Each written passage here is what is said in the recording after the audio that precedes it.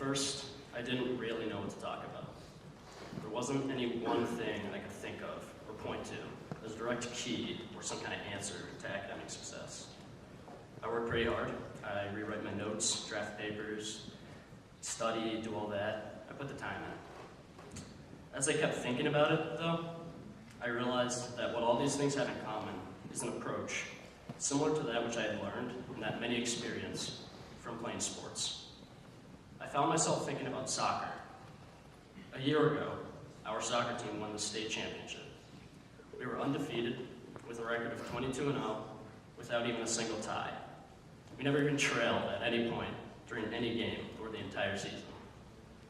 We won the state championship game by a score of 6-0. And for those of you who don't really know much about soccer, that's about as big as a blowout gets. By all measures, we had an excellent season. But we weren't perfect. We made mistakes. We had silly errors. As with all things, at some point we would mess up, and we did. But we did them at practice. We worked hard, we went through our drills, we did the extra conditioning, and we put the time in. We were successful because the bad passes, the fouls, and missed shots all came during practice. We failed during practice, and because of this, when game time came around, we had learned from our mistakes, and we were excellent. But of course, excellence is not perfection. Success is not perfection. In fact, I would say that excellence has more to do with failure than it does with being perfect. Because failure is universal.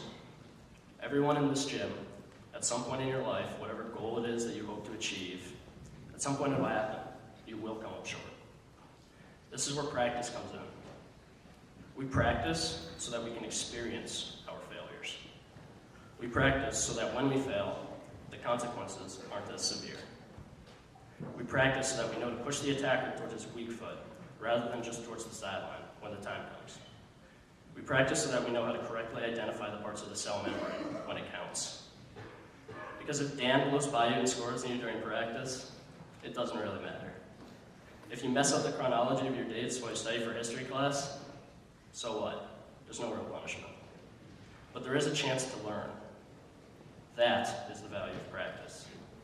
It is actually an opportunity to mess up, to fail. So take chances, push yourself, challenge yourself in your studies, take the AP or the advanced class, fill your schedule. When you get a bad grade or you do poorly on a test, ace the next one. Don't be afraid to mess up, but learn from your mistakes when you do. Success is in what comes after the failure. The excellence is in the response. To be clear, failure itself is by no means excellent either. But when you do fail, and we all will, we must learn from our mistakes. The learning and the growth, that is what excellence is. When you fail, don't give up. Don't just fail. As the saying goes, fail forward.